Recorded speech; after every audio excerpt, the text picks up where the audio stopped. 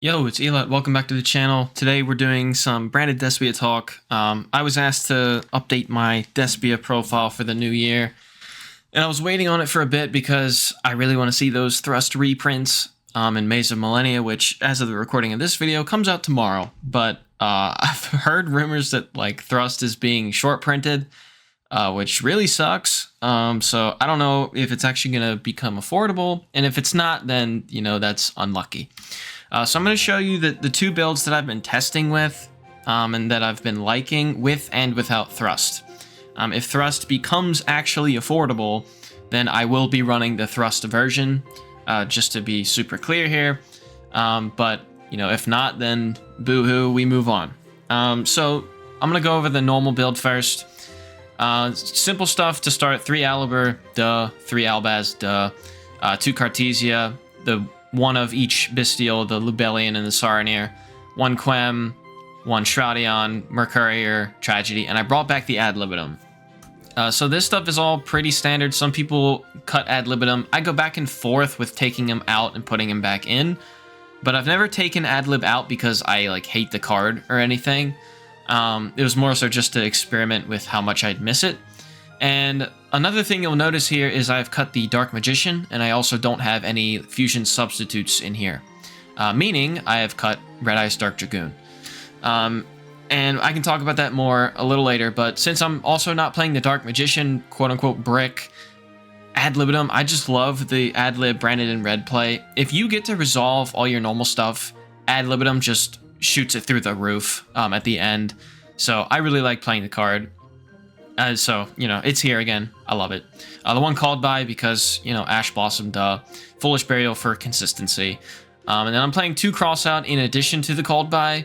I do kind of like this because called by can be for Ash or any other potential monster hand trap, or just any monster if you just set it on your turn going first. It's a little bit more generic, but if you draw both of these and you want to called by the Ash and cross out an Imperm or something, that's fine. I feel like I have to have something in here for protection. I think it's maybe a little bit naive to think that I'm just never going to see the Ash Blossom. So I want to have something, but I don't want to overload it. So yeah, we're back on crossouts for the more budget-friendly build. The 3 branded opening, 3 fusion, all consistency, power cards, that kind of stuff. The 1 red, duh. And the 1 white, I still am a huge supporter of this card. I think this card is so good. It's searchable, so you're not going to brick on it. I swear to God, you're not going to brick on it. And it is so nice for making things without even being scared of Ash in the first place. Or if you have this in Branded Lost with Quem to reborn a Mercurier or to get Mercurier to your hand, then you have protection for your Branded Fusion from Ash in Engine, which is all really, really cool. You can do a lot with just your normal stuff outside of Branded Fusion if you have the right hand for it. And I think Branded in White just has a place, to be quite honest. Especially with some of the other stuff in the extra deck. I'll talk about this a little bit more. I think Branded in White is super, super good. The 1 Lost, of course, searchable off the Bestial Lubellian. It's protection for your fusion plays, all that sort of stuff. It's a searcher. Great. I'm running 1 High Spirits again because it's a free card on end phase, even if I don't see it in my opener or I don't need it or whatever. If I set up and I'm sending an extra Saronir to the grave, or Quem is sending something to grave, or even Shroudion sending something to grave that I don't necessarily need for the main play, this on the end phase is a free card in hand.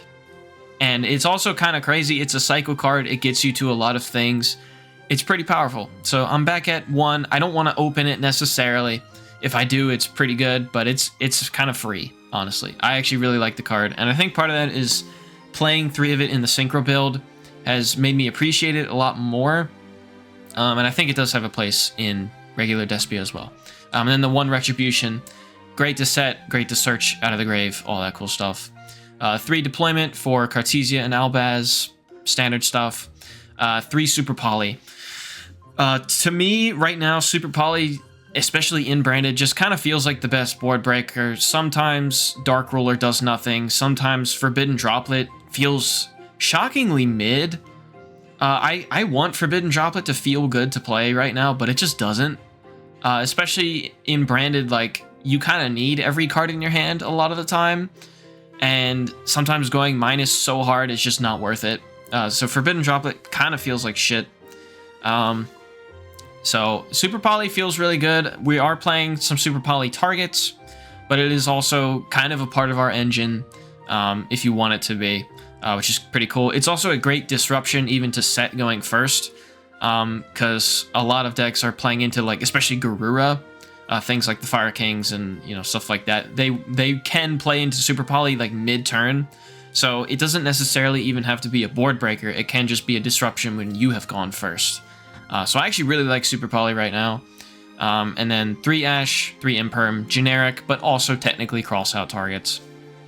So that is what it is. I don't normally talk about the side deck, but I just want to say here, Joel and Nibiru are like kind of mandatories for me. They're just blowout hand traps. And I think Cosmic Cyclone stocks are like way up right now. Especially with all the field spells going around, like Fire King Island and things like that. Or even banishing like Labyrinth traps, etc., etc.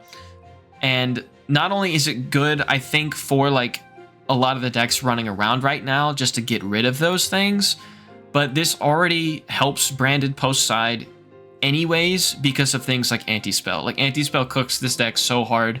So I think Cosmic Cyclone is like so crazy right now. You could also play Pankratops. That is super based. I totally support that as well. But just wanted to mention those 3. And then the extra is pretty standard for the most part. 2 Albion, 1 Lubellion, 2 Mirror Jade. For Despia, I don't know why you would change these. They're just also good. Sanctifier, underrated, even if you're not doing the gimmick puppet stuff, which, you know, I'm not gonna bully you for that, but I don't play it. Renbrum, Grave Effect is goated. Crazy card. Titaniclad, great to summon for a big beefy boy, or just for the end phase for Quem or Albaz is great. Granguignol kind of makes a lot of the deck go around, and I wouldn't be caught dead playing without Queritus. Queritus is also so good, which will lead me into another reason why I cut Dragoon, which is I don't need another monster in Branded that loses to Typhon. And that's been really annoying for a little while now. Typhon is not like it's not like something that ruins the entire Branded strategy or anything, but if you're only bringing out stuff like Mirror Jade and the Guardian Chimera and even something like Borlo Furious, which I love Borlo Furious in the Synchro build, but that stuff along with Dragoon, it just feels so bad when they summon Typhon, because it's so rare for Branded in any capacity to make one thing out of the extra deck and pass. Like, just making Mirror Jade and passing is not something that really happens in Branded unless your hand is really, really, really, really terrible. So under any normal circumstances, you're going to bring 2 or more monsters out of the extra deck at some point, and that means Typhon will always be on the table. And Queritus is one of the things, along with stuff like Predaplant, Dragostapelia, that kind of counter Typhon and can protect things. These both on the field just cook Typhon because he can't attack over anything with Queritus, and Dragostapelia can prevent a non-target bounce. And if they summon Typhon, they're not making anything else for the turn. So having these as options, I think, is always going to be super important going forward. Masquerade, because I love him, and Burden Damage is funny, and he has a lot of pressure behind him. So I really like Masquerade. The 2 real Super Poly targets are the Mudragon and the Garura. Mudragon is crazy just because he can keep all of your stuff from being targeted. And part of the reason like Dragoon was good in the past was that it couldn't be targeted, and stuff like Sanctifier also couldn't be targeted. But with Typhon also on the table, both of those cards can't do anything anymore. Whereas Mudragon is still targeting protection, and you know, you can make it through Super Poly and whatnot. But you can also still do things with your other monsters while having targeting protection, which is kind of cool. Garura is a free draw. If you send this off of Granguignol, it's a free draw. It's also in the graveyard after that, good material for Branded in White, which is another reason why I think Branded in White is kind of worth playing. You might not like it, but this is peak performance Branded right here. So that's cool.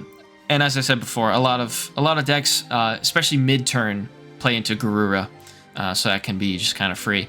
Dragus Despia, my goat. I love him. Branded in red target is great, and Chimera for the pops and draws and all that sort of stuff. But yeah, I actually really like this extra deck currently. I miss Dragoon in the sense of like he's a fun card and everything, but he's also always been the least flexible part of the extra deck in my opinion. Like, I don't really mind if mid-turn I have to, like, brand it in red and get rid of some of this other stuff to make something else. Because a lot of times I can get it back somehow. And it'll have more to do. Whereas Dragoon is, like, such a specific play. And I feel like it's not worth that specific play right now. So I'm not currently playing it. But yeah, I think that's it for the normal non-thrust Despia build. This is what I've been running. It feels really smooth to me, and I've been really liking it overall. And then we can talk about the thrust variant. So if thrust becomes affordable and all that, this is what I will be cooking with. So a lot of the stuff is the same: 3 Aliber, 3 Albaz, 1 Quem, 2 Cartesia, Shroudion, Merc, Tragedy, Ad Libitum, and the 2 Bestials. But instead of the crossouts, the 2 crossouts, we're playing 3 thrust. I feel like you should be playing 2 or 3 thrust. It really doesn't make sense to only play 1. 2 thrust makes sense in a way because it's like the 2 other copies of whatever you're searching, whether that is branded fusion, whether that's triple tack, fusion duplication. Without bricking, you have 2 extra copies. But frankly, I just want to see thrust, so I'm playing 3 thrust. And the targets for thrust usually are triple tack when going second, and fusion duplication for going first. And the cool part about duplication is that you can target a fusion or polymerization, normal or quick play spell in either graveyard, it's probably going to be yours, and copy its effect. And at face value, what that means is branded fusion. Duh, you can branded fusion on your opponent's turn. Even if you were able to branded fuse before or make a board before, if you're still able to set duplication, you just get to do it again, which is crazy. That's just evil. But the really interesting part about fusion duplication is that even if you're not using it for branded fusion, you can also use it for fusion deployment or for super poly, because super poly is a quick play polymerization, and this is a normal fusion spell. So if either of these are in the grave, you can also fusion duplication those, which is really cool. Because that means it's just a quick effect Albaz fuse on your opponent's turn, just at any random time, which is really cool. Or if you need a Cartesia fuse, you can bring it out and then go from there. Again, on your opponent's turn, Cartesia is a quick effect, so that's pretty cool. And Super Poly is really interesting too, because the wording on fusion duplication is target whatever respective spell, banish that spell, then apply that spell's effect when that card is activated. So the important wording here is apply that spell's effect.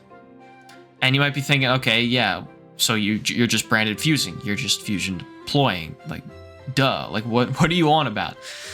Super Poly's effect is to fusion summon a fusion monster from your extra deck using monsters from either field as fusion material. That is the effect. You do not have to copy the cost of Super Poly. So if Super Poly is in your graveyard and you set duplication, when you activate duplication and banish Super Poly, you don't have to discard a card. You just get the Super Poly, which is crazy. That's actually kind of sick. So if you have to pitch a Super Poly from your hand, like to do something else, whether that's like a Lubellian fusion or for branded opening potentially or whatever, if you still get the fusion duplication, then you get a Super Poly without actually pitching a card, which is kind of interesting. That's actually kind of cool.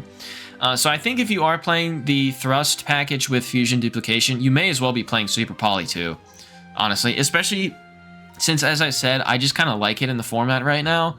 It's the only board breaker that like kind of feels all right at the moment, since Branded has trouble running a lot of like hand traps. So I don't know. That's kind of a no-brainer to me. With all of these. The rest of the stuff is pretty standard. A lot of it's the same. 3 opening, 3 fusion, red, white, lost, high spirits, retribution, 3 deployment, 3 super poly. I'm still playing the called by because objectively, if I get ashed, I would normally rather see Called By than Thrust. So I'm still going to play Called By. Like, I still want Ash to not go through. I still want to do all the things on my turn, preferably. But Thrust is so crazy that, like, you know what I mean? Fuck it, we play both. Called By's at 1.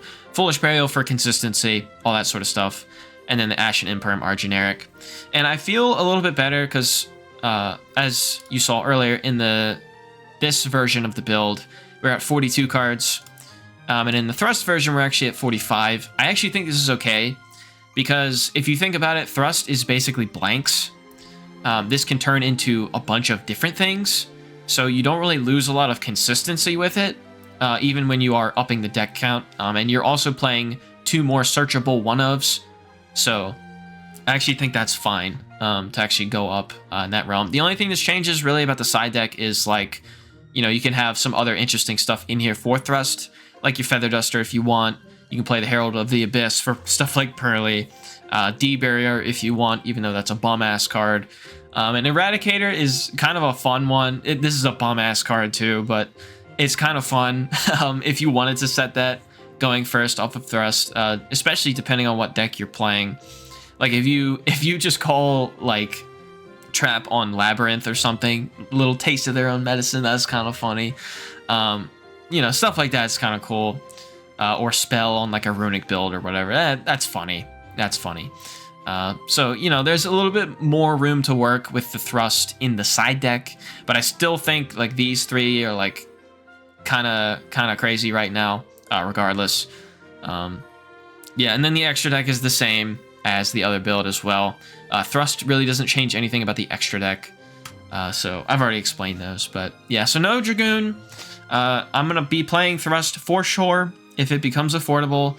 I've said in the past through, like, other deck profile videos and, like, some community posts that, like, online I play with Thrust, because I really do think this is kind of like the best version of the deck. I think it's better than you know, not playing it, for one, but I also like it better than, like, Crossout a lot of time, because you just have more to do. The real downside with something like Crossout is that you can use it going first or second, and it's going to do what it does. It's going to cross out Ash and negate it. But the problem is, if you're playing into a board with Crossout, then if they just negate the Crossout with, like, a Barone or something, then your Branded Fusion is still getting Ash, so it doesn't solve all your problems. But Thrust, and while, you know, Thrust can also fall into that category, that can still get negated by a monster, the fact that this can do so much more than just cancel an Ash Blossom is very interesting. I think it just gives you more options at the end of the day. So I really like it, but again, if it's not affordable, I won't be playing it, and I'll be playing this. And I actually still really like this build, to be honest. I don't think that, you know, this is, like, so terrible without Thrust or something, but, you know, just some stuff to mention. But anyway, let me know what you're running for this format if you're playing Branded Despia. I always like to hear what people are playing. That's always cool to read and talk about, stuff like that. Hope you enjoyed the video. Let me know if you have any questions about anything. Peace out. Take care.